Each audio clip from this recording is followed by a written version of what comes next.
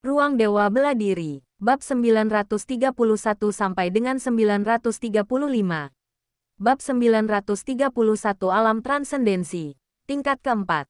Tingkat kekuatan tempur yang menakutkan dan mendominasi ini langsung membuatnya ketakutan. Dia tiba-tiba menyadari bahwa musuh lamanya telah menjadi begitu menakutkan. Dan bahwa musuh yang ingin dia buru kini menjadi jauh lebih menakutkan. Melihat perbedaan penampilan Ye Xiwen yang hampir menggemparkan, dia langsung memikirkan hal lain. Mungkinkah Ye Xiwen sedang mengalami terobosan? Meskipun perubahan antara tingkat ketiga dan keempat alam transenden tampak tidak signifikan, itu hanya relatif. Jika itu adalah dirinya, perubahan antara tingkat ketiga dan keempat, meskipun ada beberapa, tidak akan dianggap sebagai transformasi yang sangat mencengangkan. Namun, perlu dicatat bahwa orang yang menyelesaikan transformasi ini tidak lain adalah Ye Xiwen. Ketika berada di tingkat ketiga alam transenden, Ye Xiwen sudah mampu bersaing dengan para ahli di tingkat keenam alam transenden. Apalagi sekarang, di tingkat keempat alam transenden, kekuatan tempurnya mungkin telah mengalami perubahan yang sangat besar dibandingkan sebelumnya, telah melangkah dari tahap awal alam transenden ke tahap menengah. Itulah bagian yang paling menakutkan. Mustahil. Bagaimana mungkin itu kau? Bagaimana kau bisa menembus pertahanan dalam waktu sesingkat itu? Kata Krokodil Lehong, masih tercengang, tak percaya dengan kenyataan yang ada di hadapannya. Saat ini, dia teringat berkas tentang Ye Xiwen di klan buaya racun bayangan.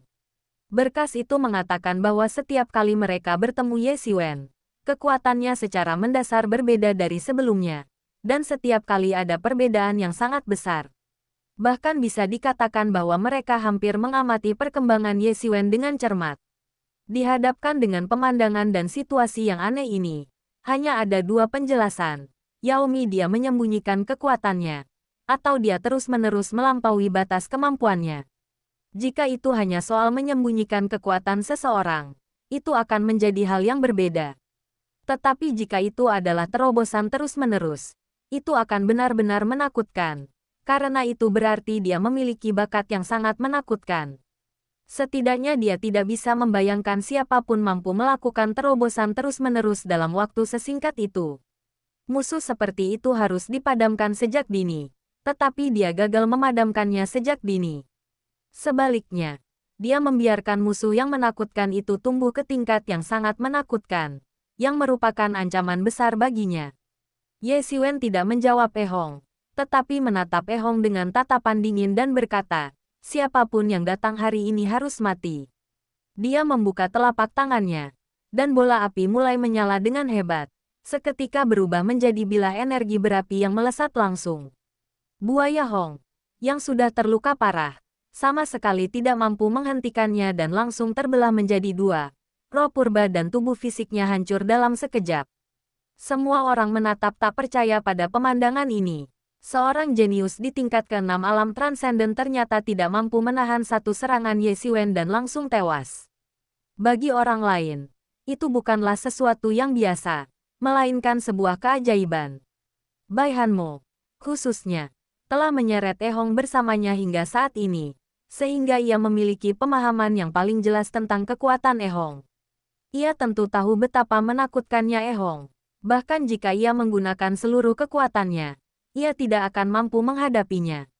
Sekarang, di bawah satu tebasan Ye Xiwen, Ehong terbelah menjadi dua.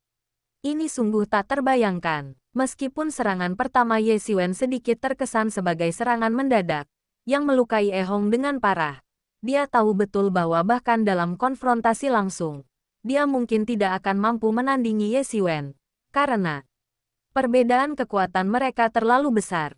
Serangan itu begitu dahsyat sehingga seolah membelah langit dan bumi. Sama sekali tidak ada cara untuk bertahan melawannya.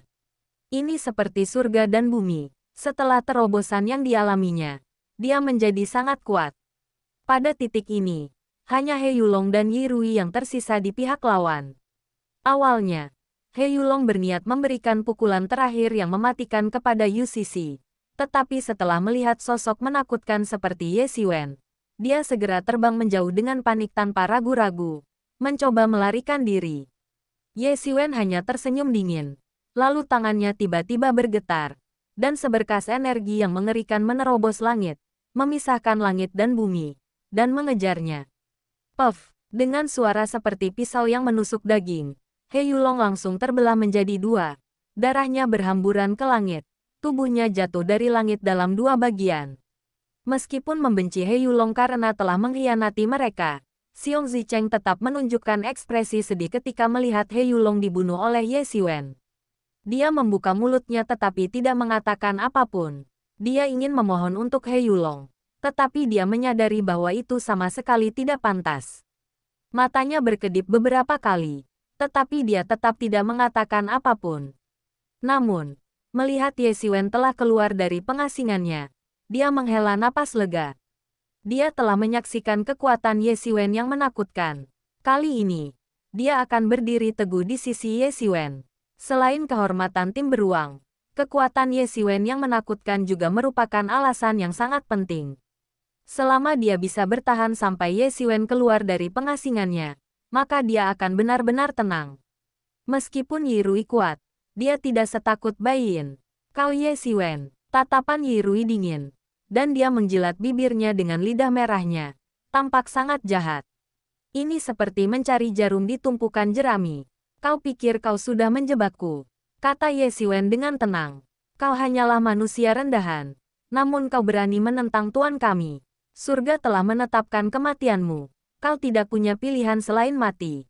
Yi Rui mencibir. Sampah ini bukan masalah besar jika mereka mati. Aku bisa mengalahkan dan membunuh kalian semua sendirian.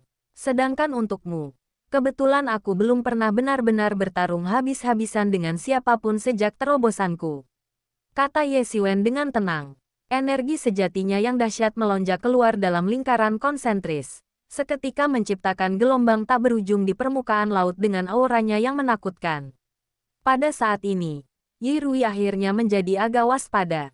Ye Xiwen ini berbeda dari informasi yang awalnya dia terima. Dia tidak hanya memasuki tingkat ketiga alam transenden, tetapi jelas telah memasuki tingkat keempat alam transenden. Namun yang benar-benar mengejutkannya adalah, meskipun baru berada di tingkat keempat alam transenden, dia mampu memancarkan aura yang bahkan membuat dirinya sendiri ketakutan. Yang terpenting, ada Xiong Zicheng yang mengawasinya dengan cermat. Meskipun dia tidak menganggap Xiong Zicheng serius, jika Xiong Zicheng tiba-tiba ikut campur pada saat yang paling genting, itu benar-benar dapat menyebabkan konsekuensi yang tidak dapat diperbaiki. Ye Xiwen baru saja memasuki tingkat keempat alam transenden, dan masih ada beberapa hal yang belum sepenuhnya ia kendalikan.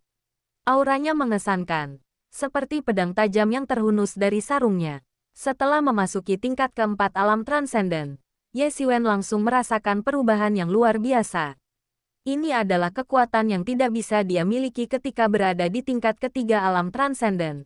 Karena tingkat ketiga dan keempat alam transenden pada dasarnya merupakan titik balik.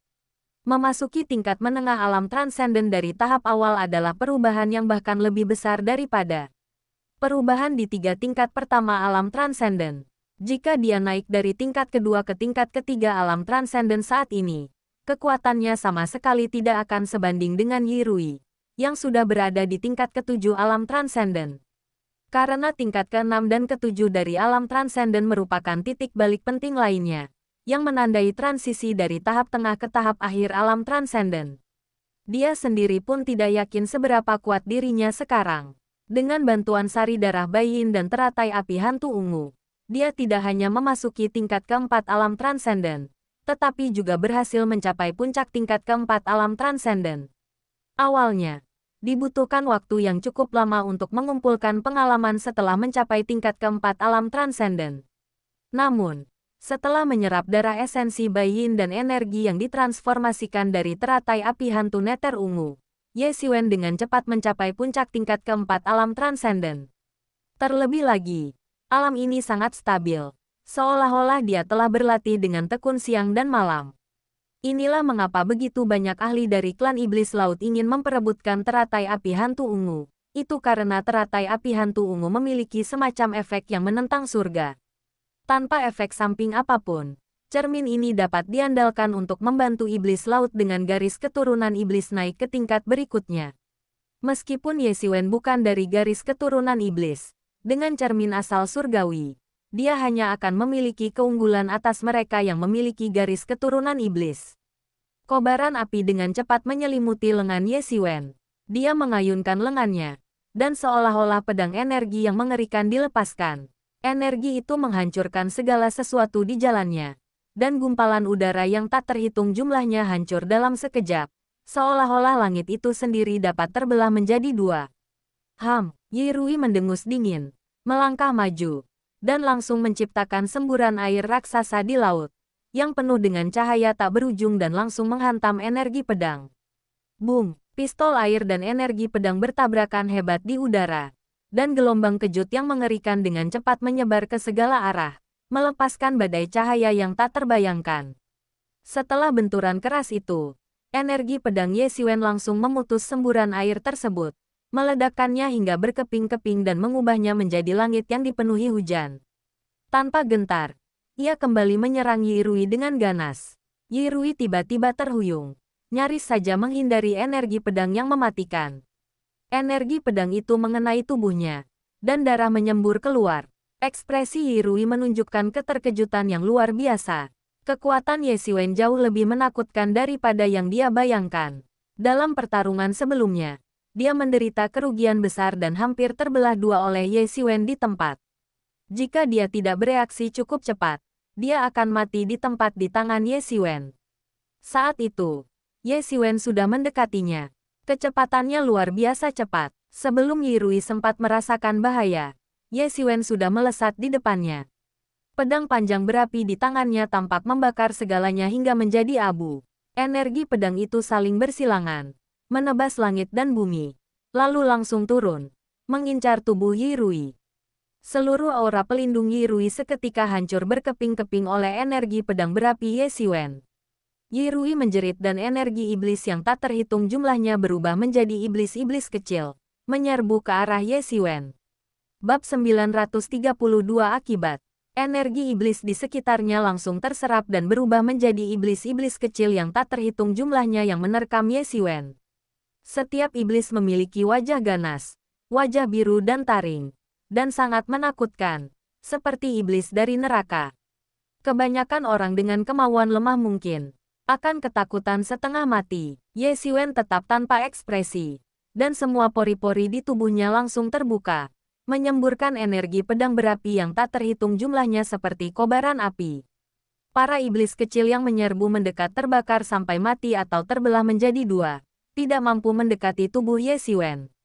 Yi Rui terlempar jauh, baru kemudian dia menyadari bahwa kekuatan orang di depannya tidak bisa dinilai hanya dari tingkatannya. Meskipun dia hanya berada di tingkat keempat alam transenden, dia memiliki kekuatan yang mengerikan untuk mengalahkannya. Kemungkinan besar, di antara mereka yang berada di alam transenden surga keempat yang sama, tidak akan ada seorang pun yang dapat menyainginya.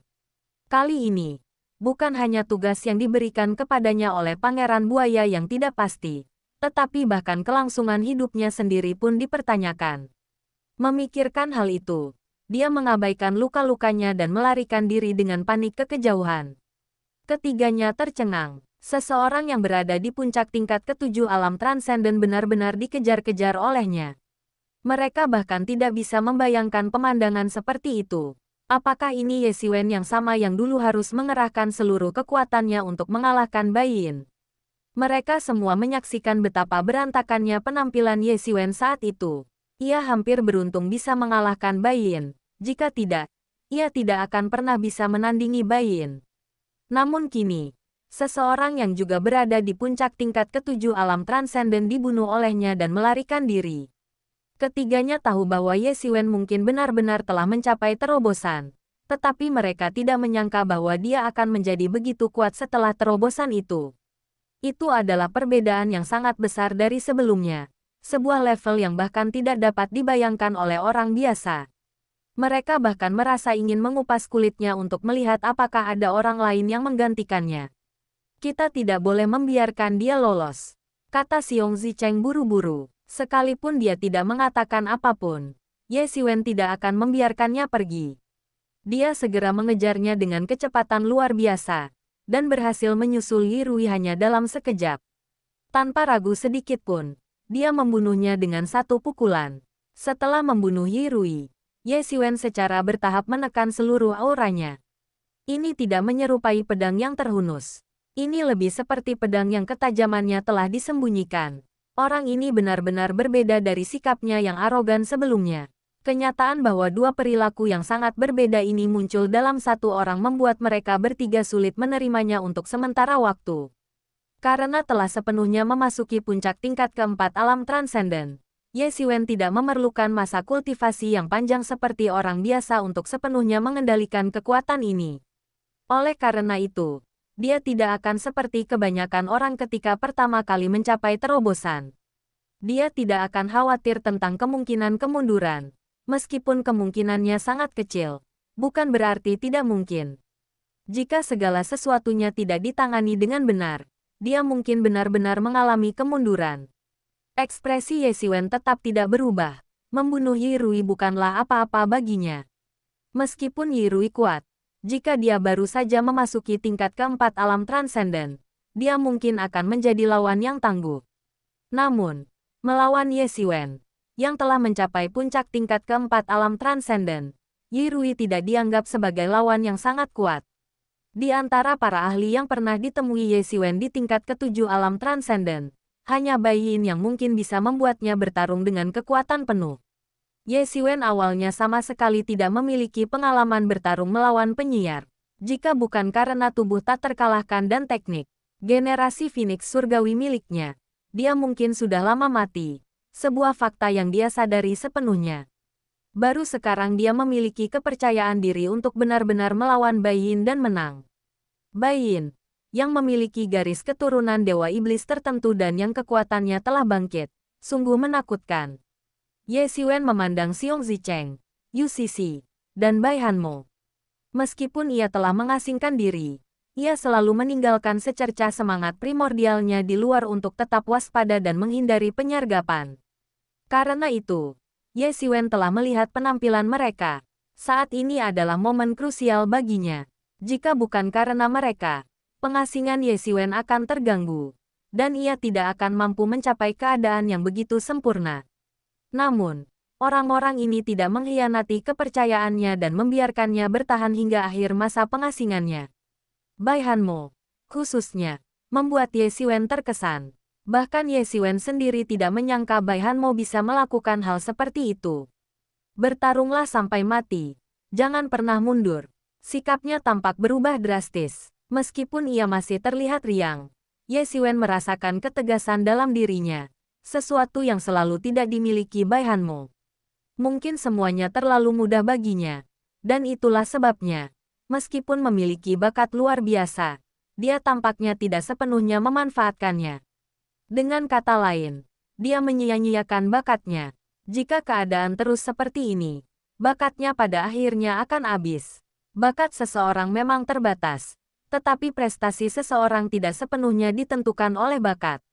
Ada banyak orang yang telah mencapai jauh lebih banyak daripada bakat mereka, yang berarti Anda tidak dapat menilai buku dari sampulnya.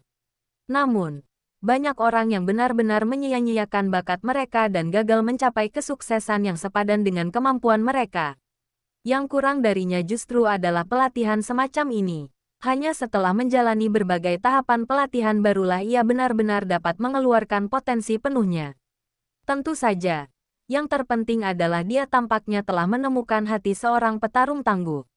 Ye Xiwen telah melihat banyak orang yang memiliki kemampuan seorang petarung tangguh tetapi tidak memiliki hati seorang petarung tangguh yang sepadan. Ada juga banyak orang yang menyerah pada tanda-tanda kesulitan sekecil apapun. Penampilan Bai Hanmo kali ini sangat membuatnya terkesan. Dengan bakat Bai Hanmo, jika ia bekerja keras, prestasinya di masa depan akan tak terbatas. Meskipun awalnya ia merasa jengkel dengan kepribadian Bai Hanmo yang terlalu akrab, setelah mengenalnya lebih baik, ia mendapati anak itu cukup baik, setidaknya anak itu tidak memiliki niat buruk. Apapun yang terjadi, terima kasih atas kerja keras kalian, kata Ye Xiwen. Pada saat ini, mereka tidak meninggalkannya, yang membuat Ye Xiwen menerima mereka dari lubuk hatinya. Dia segera melangkah maju untuk merawat Yu Sisi. Di antara orang-orang ini, luka Yu Sisi adalah yang paling serius. Sementara kondisi Bai Hanmo adalah yang terbaik. Dia tidak tahu teknik penyembuhan macam apa yang dimilikinya. Tetapi meskipun hanya untuk waktu singkat, dia telah pulih banyak dan tidak lagi dalam keadaan terluka parah dan sekarat. Sementara itu, Xiong Zicheng memandang Yu Sisi dengan penuh kekhawatiran. Sekarang setelah He Yulong meninggal, tim Xiong mereka hanya memiliki Yu Sisi sebagai penerus. Dia tidak tega kehilangan yang lainnya. Untungnya, teknik generasi Phoenix Surgawi milik Ye Xiwen memang sangat ajaib. Dalam waktu singkat, kulit Yu Sisi kembali merona sepenuhnya, dan ia segera mendapatkan kembali vitalitasnya. Terima kasih. Yu Sisi menghela napas dan berkata dengan wajah merona. Pada saat ini, dia akhirnya mengerti mengapa Ye Xiwen mampu melawan Bai Yin dan bahkan membunuhnya pada akhirnya. Kecepatan penyembuhannya adalah sesuatu yang belum pernah dia lihat sebelumnya, dan bahkan bisa dikatakan belum pernah terjadi sebelumnya. Dengan kecepatan penyembuhan yang begitu cepat, ditambah dengan fisik yang kuat, inilah kartu truf sebenarnya yang memungkinkan mereka untuk benar-benar bersaing dengan Bai Yin. Itulah satu-satunya alasan. Sama-sama, seharusnya aku yang berterima kasih, kata Ye Xiwen, seolah itu bukan apa-apa baginya. Tak lama kemudian, Ye Xiwen membantu Xiong Zicheng dan Bai Hanmo menyembuhkan luka-luka mereka. Sekarang setelah kemampuannya di bidang ini terungkap sepenuhnya, Ye Xiwen tidak lagi ragu. Lagi pula, mereka hanya tahu bahwa dia memiliki teknik penyembuhan yang sangat ampuh, tetapi mereka tidak tahu teknik seperti apa itu. Xiong Zicheng dan Yu Sisi bahkan lebih bahagia.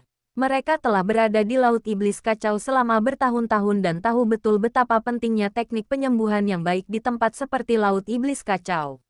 Karena Lautan Iblis Kacau sangat kacau, seringkali mereka bahkan tidak punya waktu untuk beristirahat sebelum harus terjun ke pertempuran berikutnya. Oleh karena itu, apakah mereka dapat memulihkan kekuatan tempur mereka secepat mungkin telah menjadi masalah yang sangat penting. Dengan kehadiran Ye Xiwen di sini, mereka tidak perlu terlalu khawatir tentang masalah ini. Mereka telah menyaksikan sendiri Ye Xiwen pulih sepenuhnya ke kondisi puncaknya hanya dalam beberapa tarikan napas. Mereka takjub akan hal ini. Tetapi jika itu adalah kemampuan rekan satu tim mereka sendiri, maka mereka hanya akan dipenuhi dengan kejutan yang tak ada habisnya. Setelah beristirahat sejenak, semua orang mulai mengasingkan diri untuk mencerna wawasan dan keuntungan dari pertempuran ini.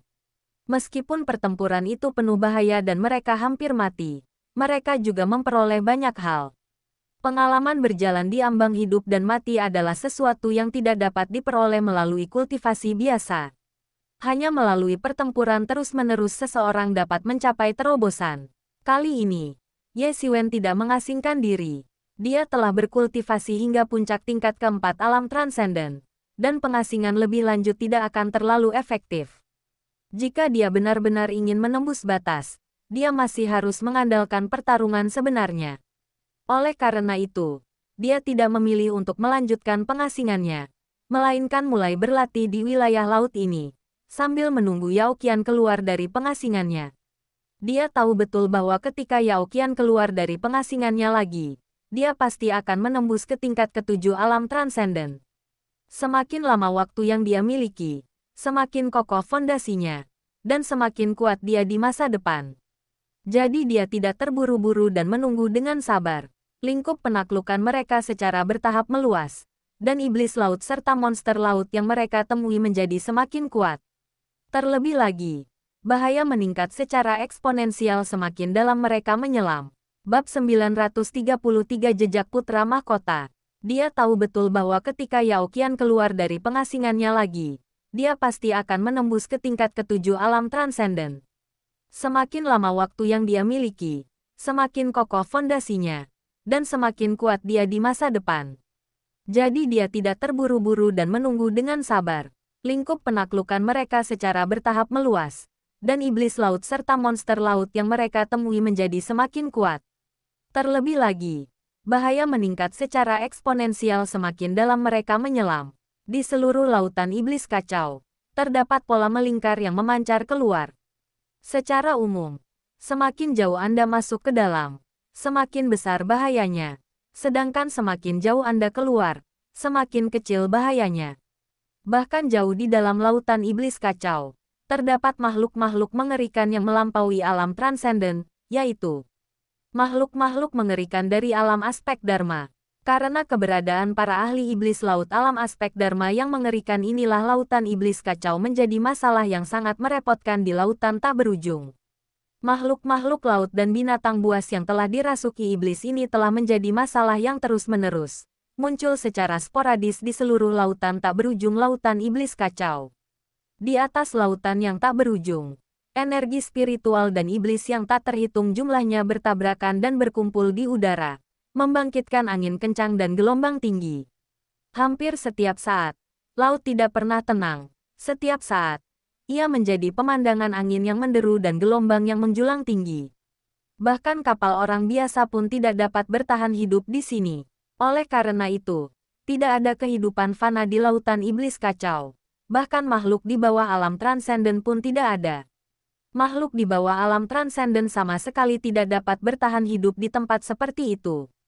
Energi iblis dan energi spiritual yang tak terhitung jumlahnya bertabrakan dengan dahsyat setiap saat.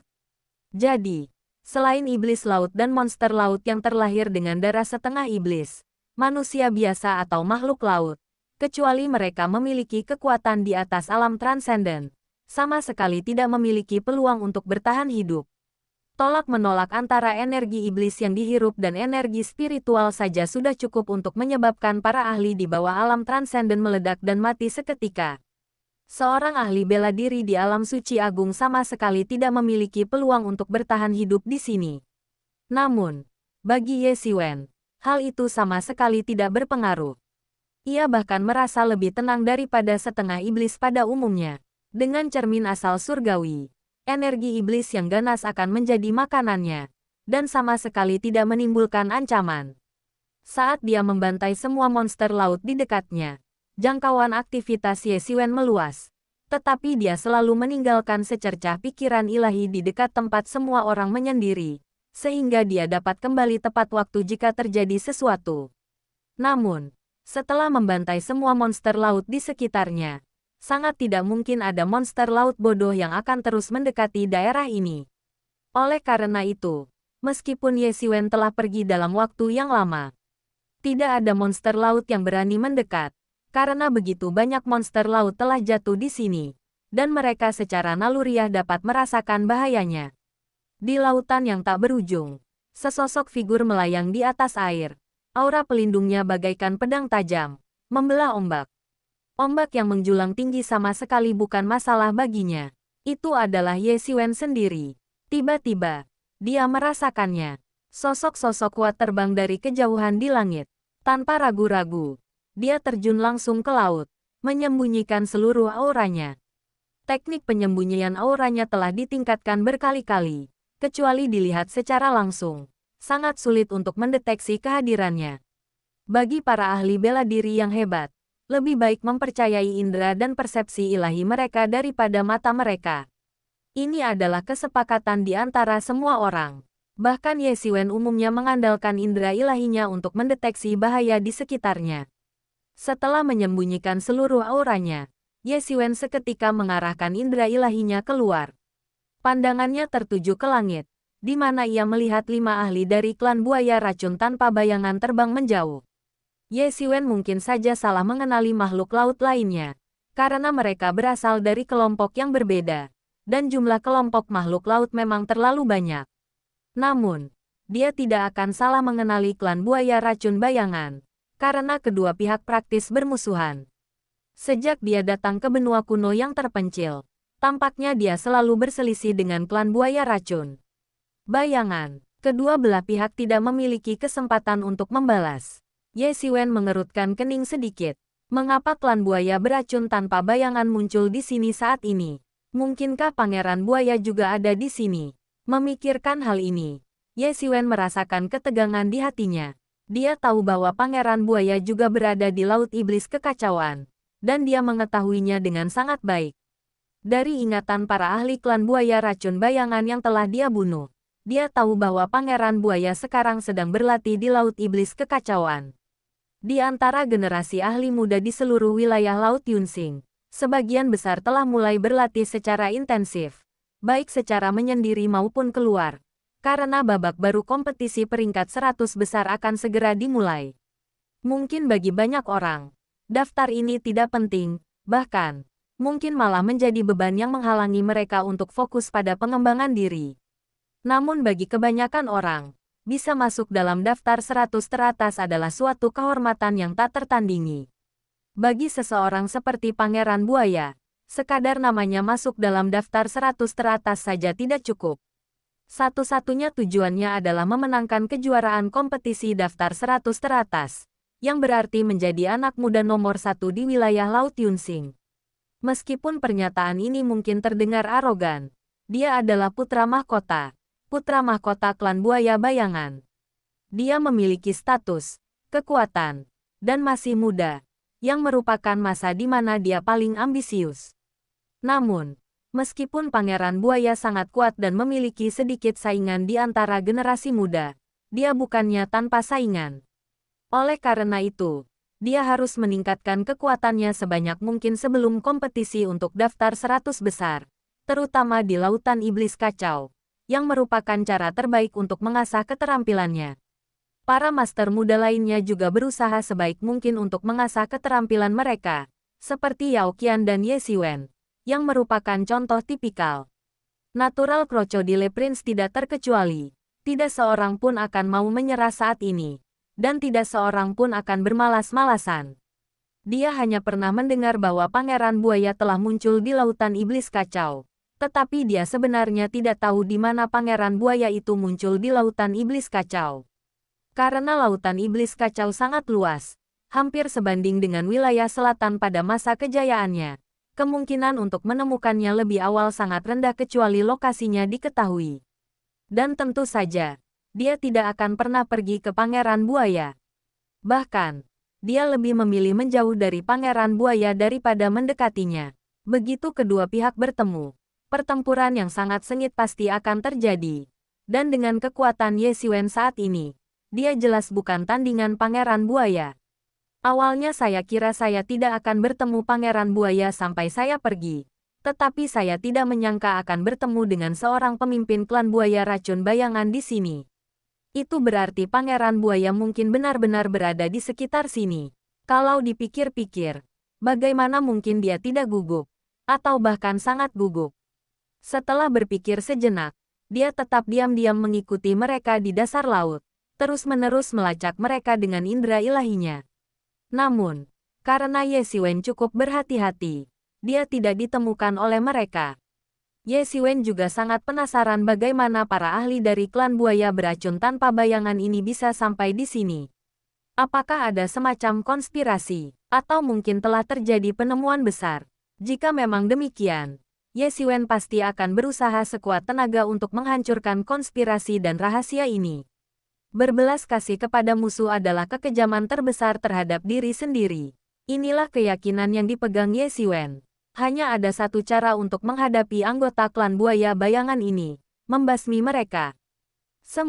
Dia yakin bahwa jika itu adalah anggota klan buaya beracun tanpa bayangan, mereka pasti tidak akan membiarkannya pergi juga. Bahkan sekarang, bukankah anggota klan buaya beracun tanpa bayangan masih memburu Ye Xiwen di mana-mana? Oleh karena itu, sama sekali tidak perlu bersikap sopan kepada mereka. Ye Xiwen telah mengikuti mereka sepanjang jalan, menempuh lebih dari 100 km. Ketika akhirnya salah satu ahli dari klan buaya racun tanpa bayangan tidak dapat menahan diri lagi dan berbicara lebih dulu. Aku ingin tahu untuk apa putra mahkota memanggil kita ke sini kali ini. Dan mengapa dia memanggil kita seperti ini? Mendengar itu, jantung Ye Xiwen berdebar kencang. Memang benar, itu berhubungan dengan putra mahkota. Artinya putra mahkota mungkin benar-benar berada di dekatnya. Memikirkan hal ini, ia mengaktifkan teknik pernapasan tersembunyinya lebih cepat lagi, menyembunyikan seluruh auranya. Jika putra mahkota tiba-tiba muncul saat ini, kemungkinan besar ia akan ketahuan. Dan kemudian ia akan benar-benar celaka. Aku juga tidak tahu, putra mahkota semakin misterius dan sulit ditebak. Bagaimana mungkin kita bisa menebak apa tujuannya? Kata seorang master dari klan buaya beracun tanpa bayangan dengan tidak sabar. Itu benar, Putra mahkota ditakdirkan untuk menjadi patriark berikutnya dari klan buaya racun bayangan saya. Tidak ada yang bisa menghentikannya. Beberapa anggota klan yang lebih kecil bahkan berani menantang senjata sihir putra mahkota. Mereka hanya mencari masalah. Mereka berani bersikap begitu lancang justru karena mereka tidak memahami kekuatan putra mahkota. Dalam beberapa tahun terakhir, putra mahkota telah memfokuskan energi utamanya pada penaklukan negeri asing. Itulah sebabnya dia mengabaikan para penantang ini. Jika tidak, dia pasti sudah membunuh mereka semua sejak lama. Namun, ku dengar putra mahkota tampaknya telah menemukan harta karun yang sangat besar kali ini. Bab 934 berbaur di antara mereka. Harta karun besar apa? Tanya seorang anggota klan buaya bayangan. Tampak sangat penasaran. Konon, lautan iblis kacau di Laut Yunsing kita terbentuk dari energi iblis yang tersebar setelah iblis besar disegel di sini. Dan kali ini, Taiyuzi konon telah menemukan harta karun yang ditinggalkan oleh iblis ini. Ye Siwen, yang mendengarkan dari bawah, tersentak kaget. Berita bahwa iblis kuat telah disegel di dalam, yang telah menciptakan lautan iblis yang kacau ini, sungguh terlalu mencengangkan. Diketahui bahwa tak seorang pun dapat menghitung ukuran pasti dari lautan iblis kacau ini, dan ia telah berada di Laut Yunsing selama bertahun-tahun yang tak terhitung jumlahnya. Tetapi sekarang seseorang memberitahunya bahwa lautan itu terbentuk setelah iblis disegel.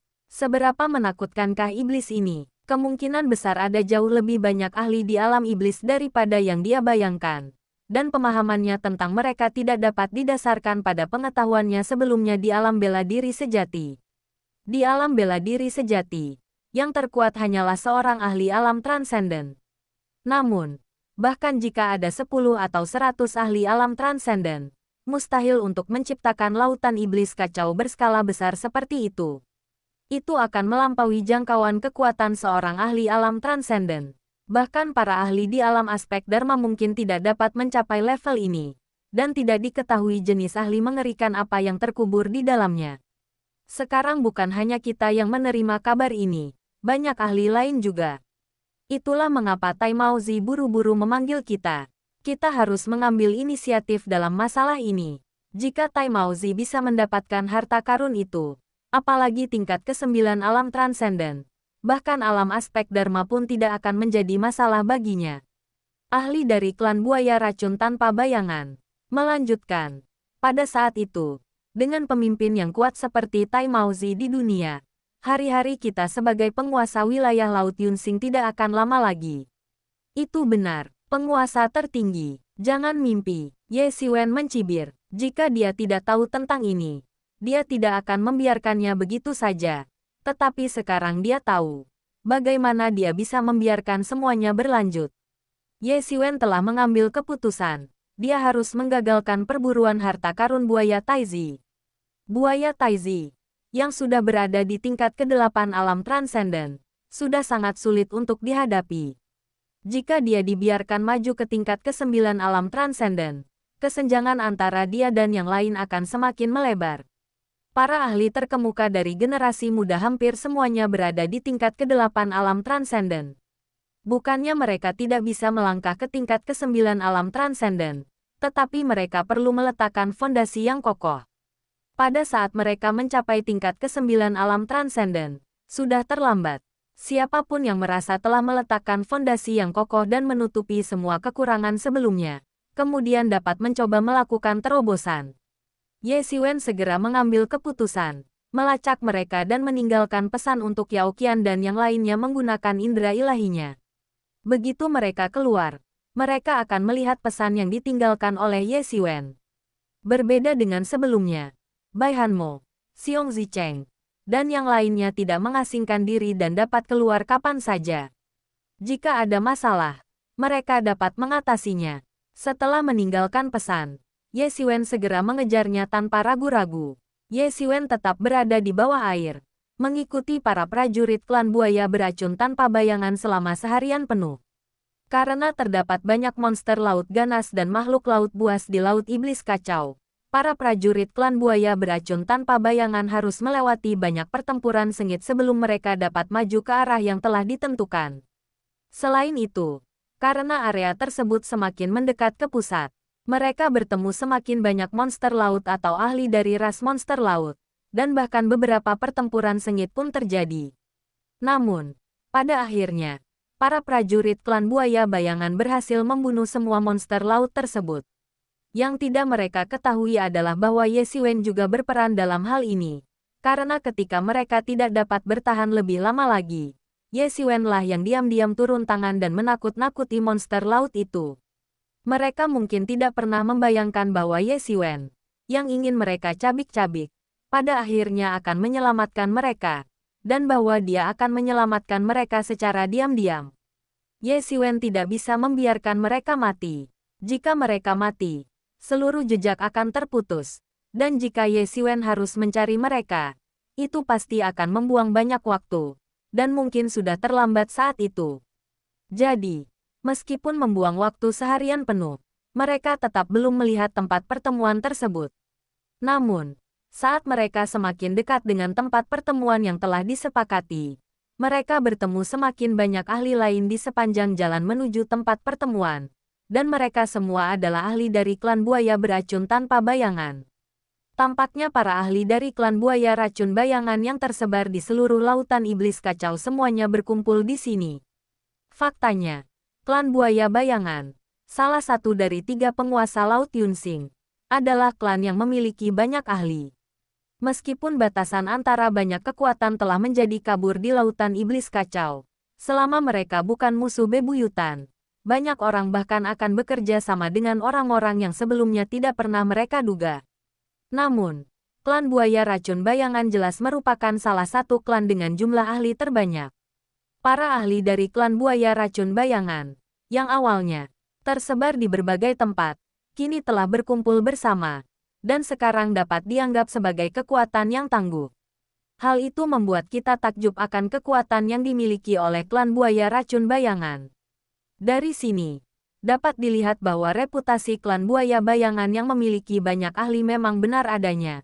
Bahkan ada banyak ahli yang tidak dikenal di antara mereka. Mereka semua berkumpul di sini karena seruan Tai Maozi. Namun, Ye Xiwen mengamati bahwa sebagian besar ahli dari klan buaya racun bayangan berada di tingkat ke-5 atau ke-6 alam transenden, dengan sangat sedikit yang mencapai tingkat ke-7, apalagi tingkat ke-8 atau ke-9. Jelas terlihat bahwa pengaruh Pangeran Buaya mungkin tidak begitu kuat, dan para ahli dari alam transenden ke-8 klan buaya racun bayangan tampaknya sama sekali tidak menghargainya. Namun, para ahli yang mampu berkultivasi hingga tingkat ke-7 alam transenden atau lebih tinggi, yaitu mereka yang mampu berkultivasi hingga tahap akhir alam transenden, semuanya adalah jenius atau dulunya adalah ahli muda yang hebat. Mereka semua sangat arogan. Dan bahkan seorang tuan muda seperti Pangeran Buaya, yang telah terkenal selama bertahun-tahun, tidak dapat mengendalikan para pembuat onar ini. Kecuali jika ada makhluk kuno yang sangat kuat di alam aspek Dharma yang turun tangan, akan sangat sulit untuk memerintah tokoh-tokoh alam penembus ini. Terlebih lagi, mereka semua memiliki pendukung yang kuat yang memungkinkan mereka untuk mengabaikan Tai Maozi. Kali ini putra mahkota memanggil mereka. Dan beberapa orang bahkan tidak datang. Mereka benar-benar kurang ajar. Apa mereka pikir putra mahkota tidak punya amarah? Sepertinya mereka telah melupakan kekuatan yang dimusnahkan putra mahkota ketika dia membantai orang-orang yang tidak taat kepadanya. Beberapa orang jelas merupakan pendukung setia Pangeran Buaya. Ketika mereka melihat pemandangan ini, hati mereka dipenuhi dengan rasa tidak nyaman yang luar biasa. Di hati mereka, Pangeran Buaya seperti dewa.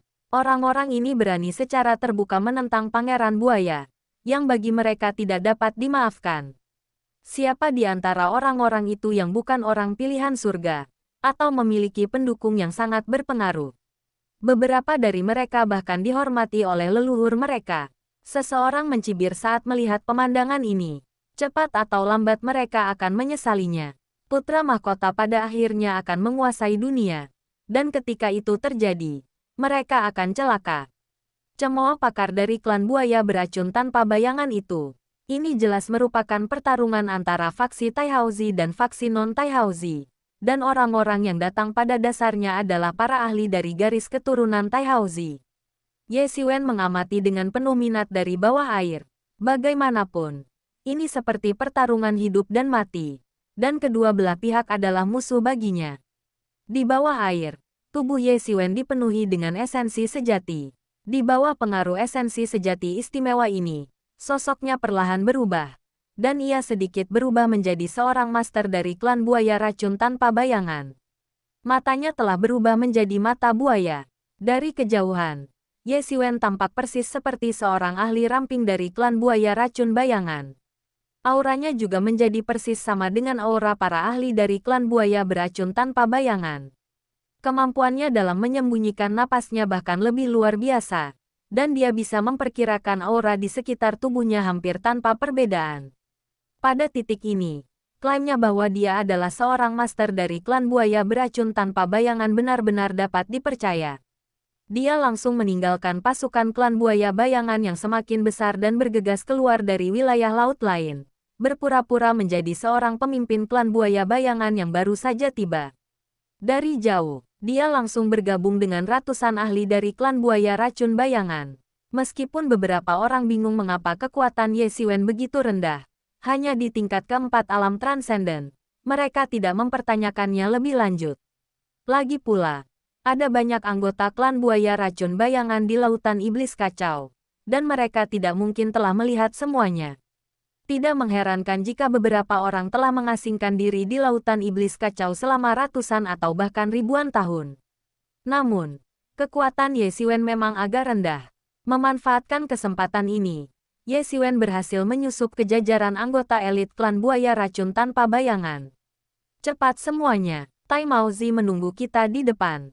Kita harus segera menyusulnya. Harta karun ini milik klan buaya beracun tanpa bayangan kita, dan tidak seorang pun dapat mengambilnya. Pada saat itu, seseorang berteriak, dan seluruh tim langsung menjadi bersemangat. Satu-satunya tujuan orang-orang ini berkumpul adalah untuk bekerja bagi Kaisar. Sebagian adalah pendukung setia, sementara yang lain bersikap netral. Klan buaya bayangan, jangan terbang duluan. Tiba-tiba, sebuah suara yang sangat arogan terdengar dari kejauhan. Bab 935 Pangeran Racun. Ye Xiwen berpikir dalam hati. Sepertinya putra mahkota bukanlah satu-satunya tokoh berpengaruh di klan buaya bayangan.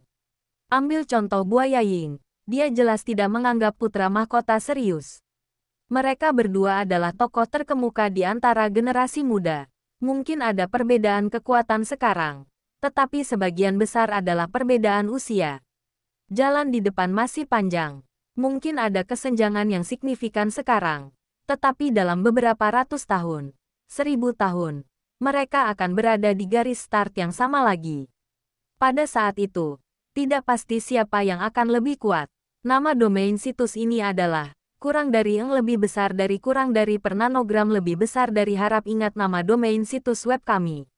Masukkan pinyin lengkap. Kultivasi seorang seniman bela diri adalah usaha seumur hidup. Kemenangan dan kekalahan jangka pendek tidak berarti apa-apa. Tidak seorang pun akan menyimpan dendam karena kemunduran sementara. Apalagi mereka yang terpilih yang tidak akan pernah tunduk pada surga karena hal itu. Meskipun Pangeran Buaya telah menunjukkan sikap yang agak mendominasi di antara klan buaya racun bayangan, banyak orang masih tidak yakin, terutama banyak ahli yang merasa penting diri sendiri dari klan buaya racun bayangan. Perjuangan ada di mana-mana, perbedaannya hanya pada skalanya. Tersembunyi di tengah keramaian, Ye Xiwen tidak mencolok dan tampak biasa saja.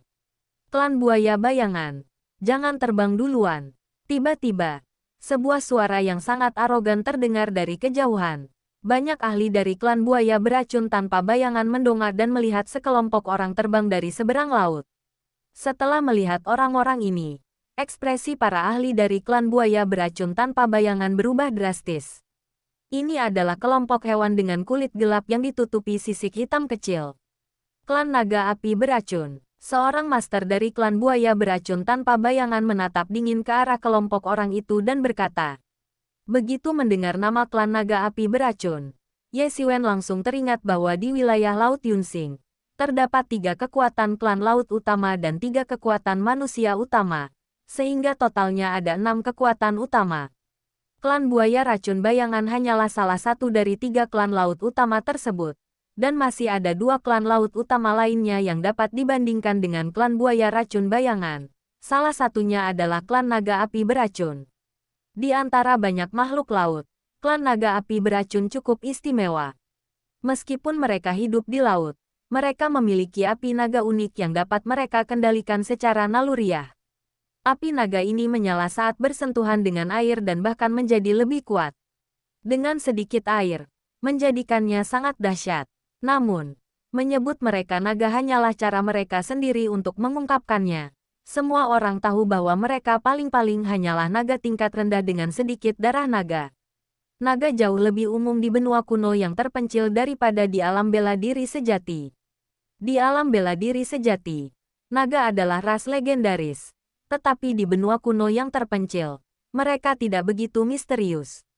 Semua orang tahu bahwa di suatu tempat tertentu, terdapat sebuah pulau legendaris bernama Pulau Naga, yang dihuni oleh sejumlah besar naga. Terlebih lagi, karena sifat naga, banyak ras memiliki spesies subnaga. Bahkan di antara manusia, ada cukup banyak manusia naga.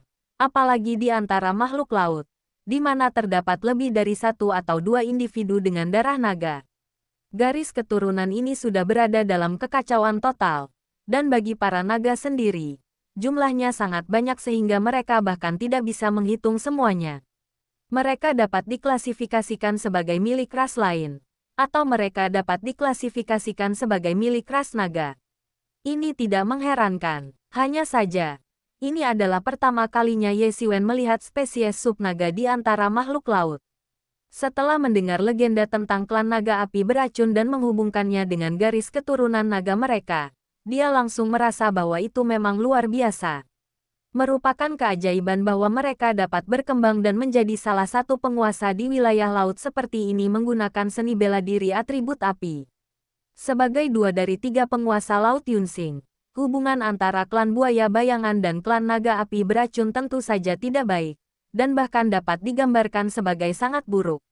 Jika persaingan antara kekuatan-kekuatan besar umat manusia lebih tentang pembangunan, maka persaingan antara ras-ras maritim ini murni merupakan perjuangan hidup dan mati.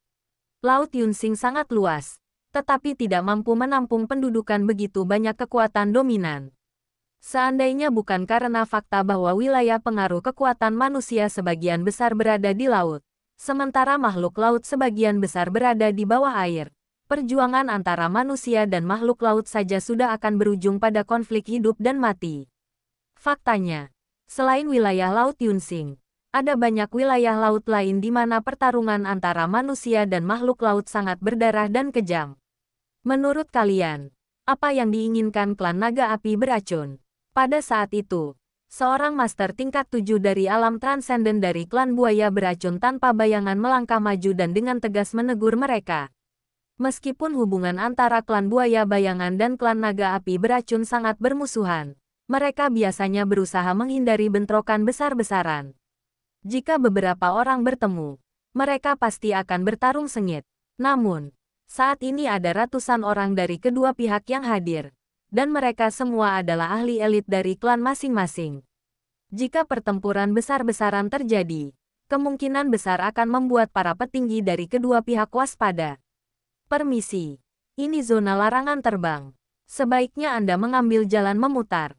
Area ini, yang membentang 10.000 mil, sudah menjadi wilayah klan naga api beracun kami. Pada saat itu, seorang pemuda berpenampilan biasa dari klan naga api beracun melangkah keluar. Agak malas, dan tidak menganggap serius para ahli dari klan buaya beracun tanpa bayangan di depannya. Sungguh lelucon, bagaimana mungkin aku tidak tahu bahwa lautan iblis kacau telah diduduki oleh orang lain? Pakar dari klan buaya beracun tanpa bayangan, yang berada di tingkat ketujuh alam transenden, mencibir dan berkata dengan nada menghina. Jika kukatakan itu ada, maka itu memang ada, kata pemuda dari klan naga api beracun itu dengan malas.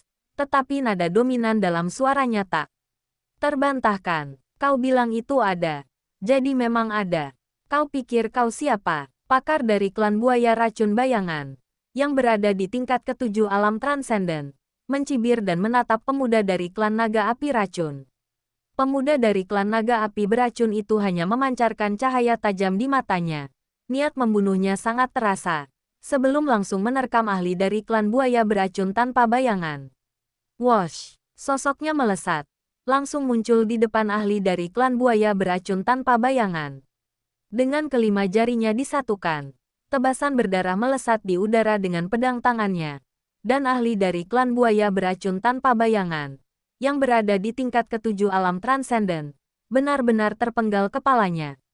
Lengannya masih berlumuran darah anggota klan buaya bayangan. Jari-jarinya yang panjang dan gelap menyusuri bibirnya, menjilatnya sedikit. Kenikmatan yang menyimpang terpancar di wajahnya.